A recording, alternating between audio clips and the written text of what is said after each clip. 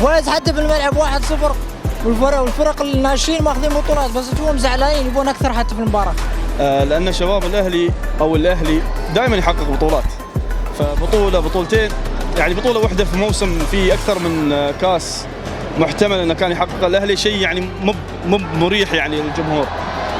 واتمنى من الشباب يحتفلون بصوت عالي، لان اللي قاعدين يتألمون وايد يتفلسفون، فخليه يحتفلون بصوت اعلى شوي عشان يمكن اعصابهم تهدى شوي. هذه ليله للفرحه. ايه هاي ليله للفرحه، وان شاء الله هو الاهلي دائما هو اللي يجيب البطولات، فهو دائما يخلي الباجين يعني حموضتهم ترتفع. ففي وصفه في الصيدليه ممكن ياخذونها حق الحموضه، وجماهير الاهلي ممكن يحتفلون في اي وقت يبونه. ممنوع الاقتراب، الدوري اهلاوي. الدوري اهلاوي خلاص حبيبي تسلم. انتهت الحكايه. انتهت الحكايه. اليوم والله شوف، دائما يوم الاهلي ياخذ بطوله بتشوف هذه الاجواء. عندي عتب على جمهورنا، مفروض تكونوا متواجدين في كل المباريات بهالشكل، لان فريقكم فريق بطولات. انت اي مباراه بالنسبه لك لازم او اي موسم لازم تحسب انك بتاخذ بطوله، فاحضروا هالحضور، تواجدوا، فريقكم بيفرحكم. انا متاكد لو هالحضور موجود نحن حاسمين البطوله من زمان، وبطولات ثانيه بعد. الاحلى انك تحسم البطوله في جو اثاره في اخر الجولات. اكيد بس انا قصدي هالموسم فرق بعد بالحضور الجماهيري، فاتمنى انه يستمر المواسم الجايه عشان نثبت للناس ان عندنا قاعده جماهيريه كبيره، لكن ما يحضرون المباريات. مع البطولات بدوا يرجعون. دوري وين؟ دوري هني الثامنه بتوقيت دورينا. عدلوا التوقيت ها؟ هي خلاص احنا مثبتنا على الساعه 8 خلاص ماشي. ما تصدق لا تكلمني، والاهلاوي شو يقول لك؟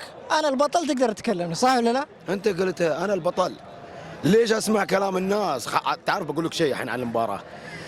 مباراه احتفال ونحن جايين نحتفل، ما فينا طاقه. الدوري نشف ريجنا، يعني حتى لو بيقول مالك نفس خلاص. هالسنه الدوري صراحه اول شيء كفو على اللعيبه، ومبروكين من اعلى منصب او اعلى شيء في النادي الين الجمهور، ما قصروا هالسنه. الحمد لله الحمد لله رب العالمين. ان شاء الله هذا يكون بدايه للموسم الجاي، ان نواصل على الموسم الجاي واللي بعده والبطولات الثانيه ان شاء الله. بعد ما نخلص من البطوله هاي نحن نفكر باسيا، لان الدوري عادنا 8، بطوله الكاس عادنا 10.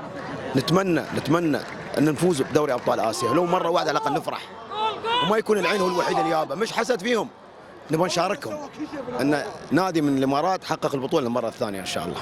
ان شاء الله ان شاء الله اتمنى يا رب. الحمد لله. عين الاهلي سابقا قبل الدمج يعني، وما حضرت مباريات، وهالموسم حضرت بقوه المنافسه كانت قويه هالموسم في الدوري، ودائما عندما المنافسه تكون قويه لابد ان يظهر الاقوى، فظهر الاهلي وهو بطلا للبطوله قبل ان نحضر الى المباراه. احنا عارفين ان احنا البطل وجالسين بلا اعصاب وهاديين، يعني احلى شيء حاضر بالعرس.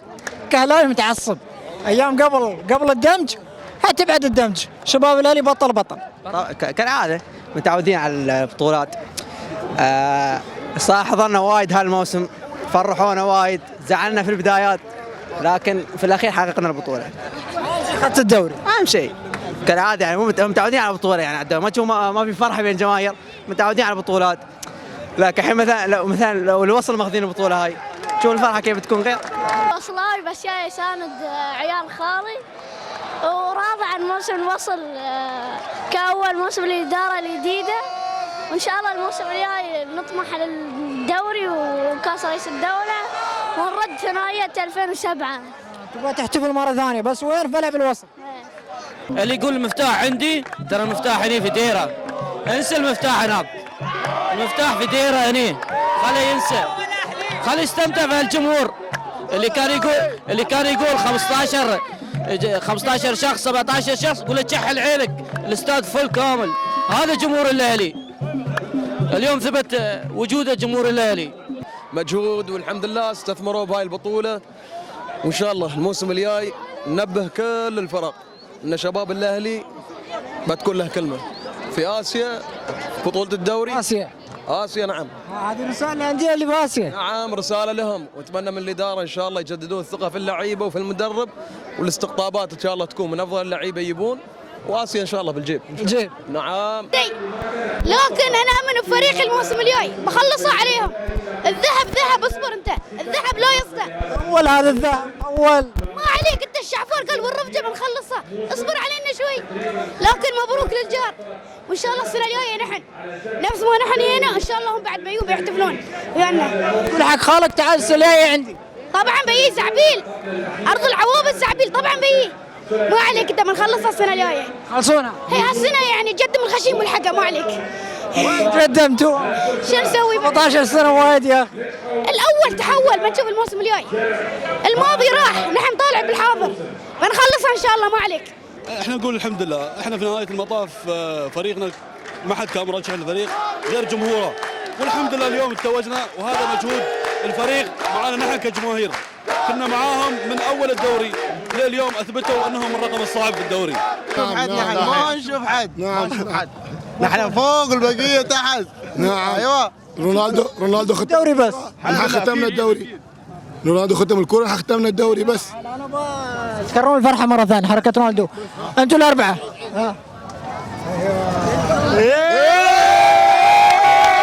خلاص يعني خلصنا كل شيء، الحين نتمشى بالراحه في الملعب في المكان اللي طلعوا ابطال الموسم، وحتى نحن نزلنا عشان نحس اننا بعد جزء من هالبطوله. انزين، والحمد لله الحمد لله كنا واثقين من هالقائمه، ما بيخذلونا. دليل أول لقاء لي وياك قلت لي ترياني نهاية الموسم. ان شاء الله. ذكرنا. قلت الحمد لله، شفت شو صار، وانا طلبت من الجمهور بس يساندون الفريق. يوم ساندنا الفريق شفتوا شو سويتوا، ساندوا الفريق دوم، مو بس هالموسم، المواسم اللي جايه، كل المواسم نبغى نشوفكم تنورون هالمكان وتلونون هالمكان بالاحمر، كيف ما متفقين متعاونين بالاحمر. مدرجنا الاحمر مملكتنا يا جماعه. يوم الاهلي يلعب واحنا شو وراه نغني. هي غني والابطال يستاهلون تغني لهم. لازم تغني، هذه الختاميه. كامبيوني كامبيوني اولي اولي اولي. الحين ما بسوي شيء، ما بصارخ، بس ابى اكون هادي واذكر كل لحظه كل لحظه وكل ضغط وكل فرحه هالموسم، وكيف عشنا هاللحظات وكيف عشنا هالايام.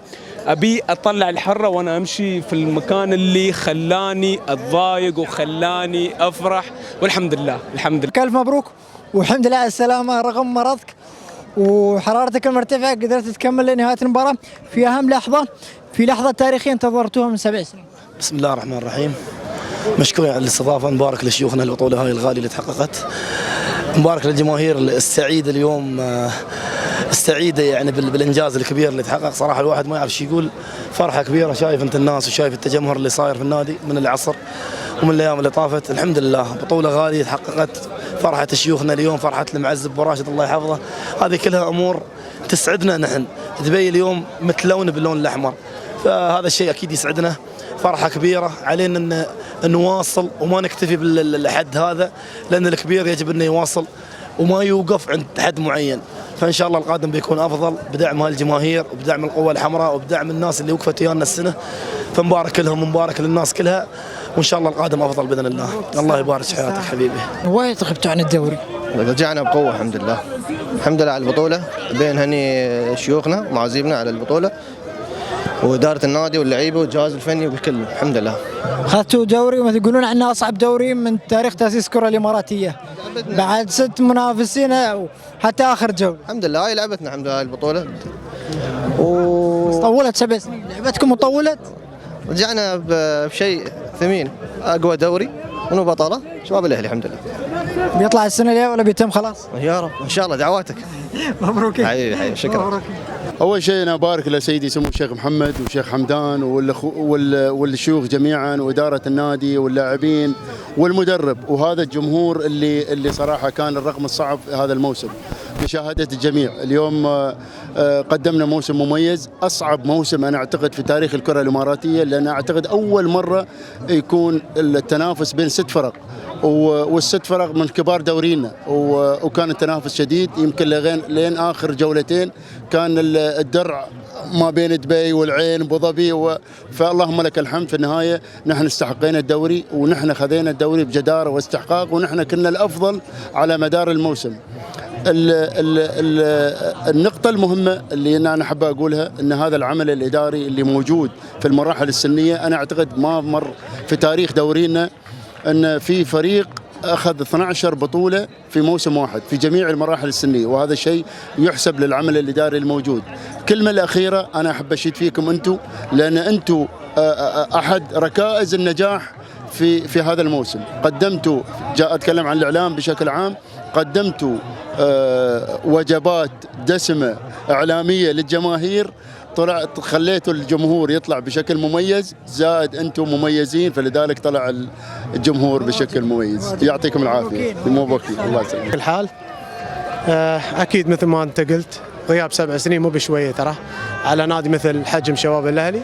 الحمد لله اليوم قدرنا نطلع بهاي البطولة، وإن شاء الله هذه فال خير علينا على السنوات القادمة إن شاء الله. كان موسم مثير محمد مرزوق، رغم البداية السيئة للشباب الليلة كان قدر في الدور الثاني يعدل من أموره ويلحق الركب، يكون في الصدارة ويحافظ حتى آخر جولة. أصعب مباراة واجهتكم محمد مرزوق؟ والله شوف، اليوم نحن كفريق أكيد أن العين رجع، لكن ما كنا ننظر للخلف كثر ما كنا نركز على أنفسنا. هذا اللي أعطانا دافع وخلانا الحمد لله أن نحسمها قبل الجولة الأخيرة، واليوم قدرنا نفوز ونحتفل اليوم مع جماهيرنا فرضنا. الفرحة هذه كم تسوى؟ أكيد تسوى لنا كثير، شيء كثير، ما أنت روحك تشوف فرحة الناس اليوم كم تسوى. اللهم لك الحمد والشكر. الله يبارك فيك، يعطيك العافية. أعتقد فرحة انتظروها عشاق شباب الأهلي منذ 7 سنين، وتحققت اليوم بعد موسم صعب استثنائي كانت فيه المنافسة شدة حتى الجولة الأخيرة. بسم الله الرحمن الرحيم. أعتقد أنه موسم فعلا مثل ما ذكرك صعب جدا، خاصة في ظل التنافس الكبير اللي كان بين الأندية، لكن الحمد لله بتوفيق من رب العالمين قدرنا نحسمها ونحقق البطولة الثامنة الحمد لله. البطولة هذه جت بعد عدة ظروف مر فيها الفريق، بداية من الإصابات اللي كانت بداية الموسم، لكن قدر الفريق يرجع في الدور الثاني. شو السر؟ السر في عدم اعتماد الفريق على نجم واحد. الحمد لله لو تلاحظ احنا الفريق الوحيد اللي هناك فيه عدد كبير من اللعيبه اللي يسجلون اهداف، وهذا شيء جيد. ما الفريق ما يعتمد على لاعب واحد انه هو هداف الفريق، لكن هناك حسب المنظومه اللي المدرب متبعينها اعتقد انه قدر يستغل الامكانيات المتوفره في الفريق، وقدر انه ايضا يكون هناك فيه تنوع في بعض المباريات، في لعيبه غابت بشكل كبير لكن تاثيرها ما كان واضح. شكرا. Champions in UAE. Yes, amazing season. We fight all game to win this league, and now we need to enjoy. بدك دوري؟ ما في دوري. أنا أعتقد هذا مفتاح الدوري، بس كيف يعني مفتاح الدوري وأنا عندي الدوري أساساً؟ مربطين يمكن. السلام عليكم. مفتاحكم ضاع عندنا هني. اقرأ وياي. مفتاح شو؟ مفتاح الدوري صح؟ شريت الدوري، زين شريت المفتاح بروح يمان الحين.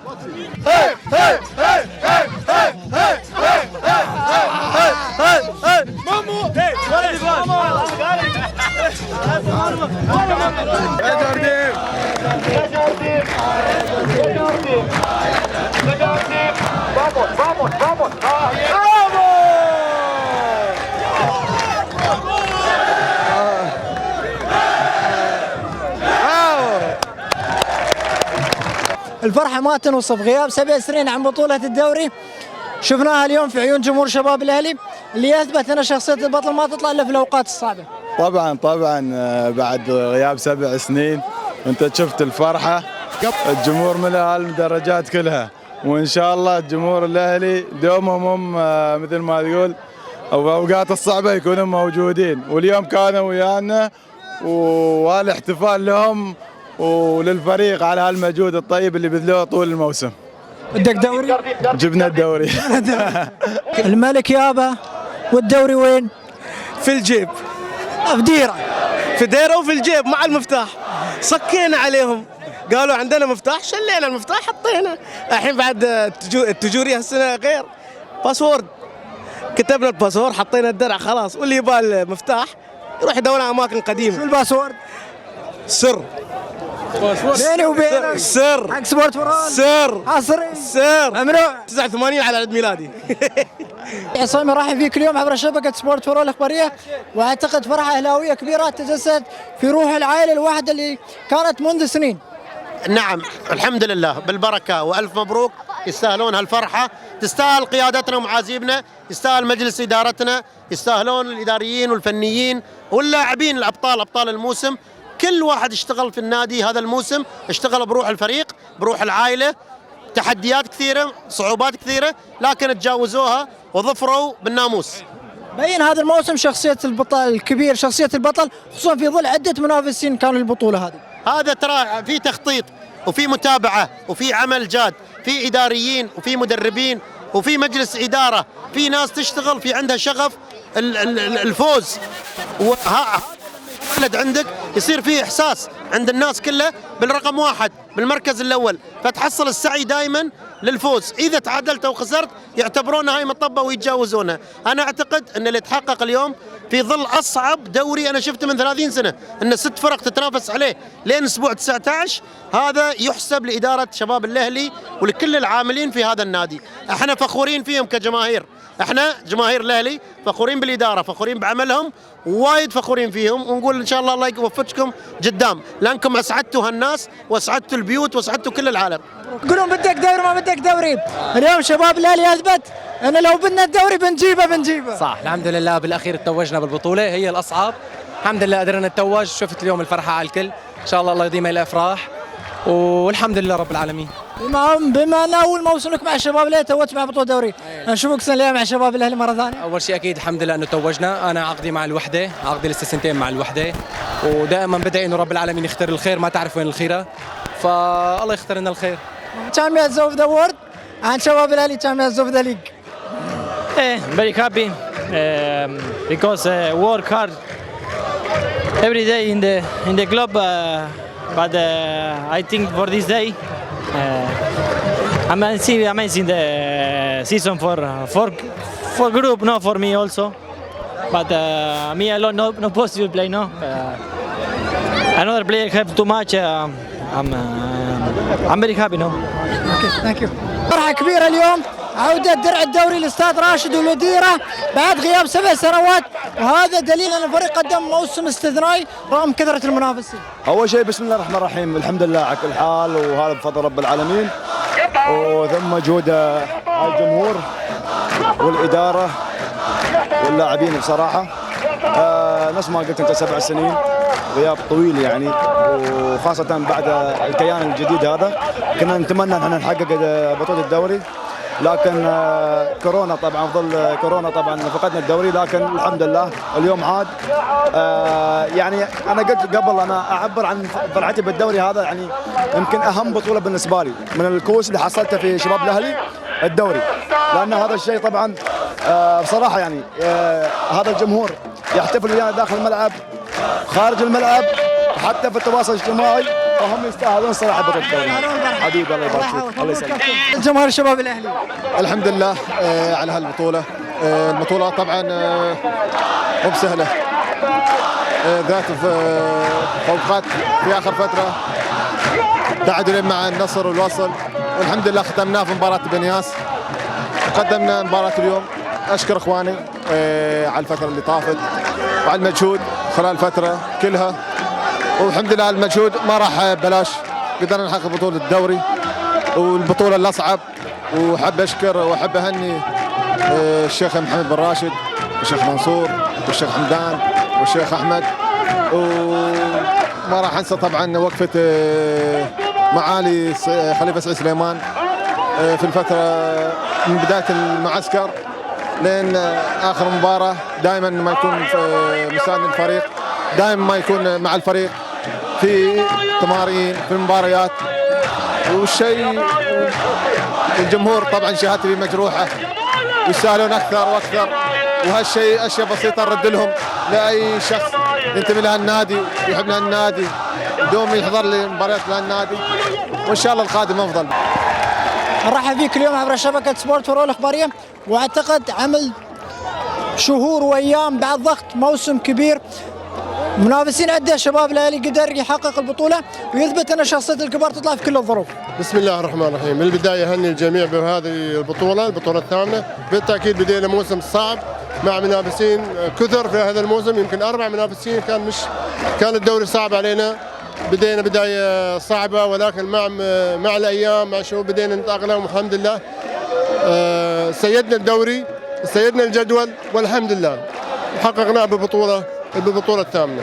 اعتقد مو وقت السؤال، لكن السؤال اللي سالوه الاهلاويه الموسم القادم الفريق قادر على اسيا؟ والله ان شاء الله نكون افضل، خلي كل حادثه الحديث، كل شيء في وقته ان شاء الله. الفرحه اللي انا اشوفها عن 1000 فرحه في الدنيا هاي. اهم شيء الجماهير يكونوا فرحانين، هاي عندي يمكن تسوى الدنيا بعد.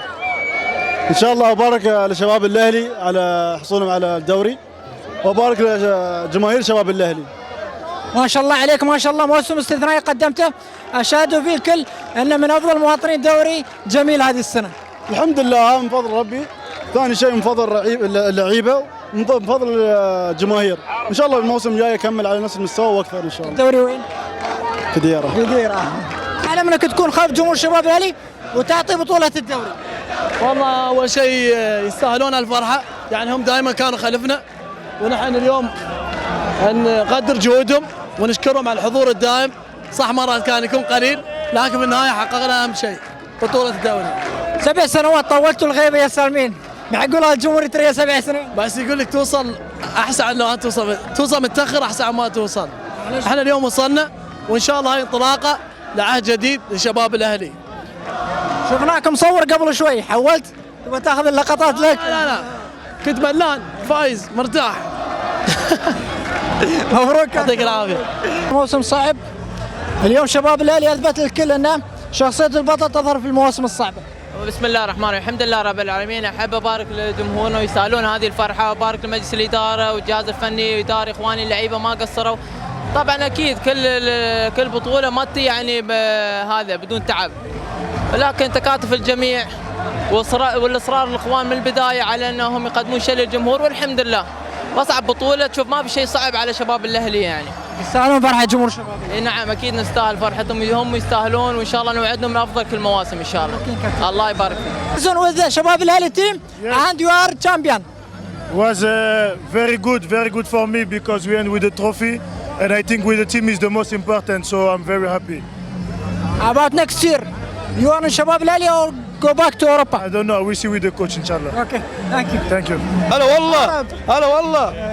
الدوري وين؟ الدوري في ديره. الدوري في ديره طال عمرك. كان موسم صعب لكم. والله موسم صعب، لكن مثل ما قلت قبل، انت في نادي كبير نفس شباب الاهلي، نحن يعني مثل ما اقول لك نحب الشيء الصعب، ما نبغى الشيء سهل. ما نحتفل وياكم هناك. يلا تعال.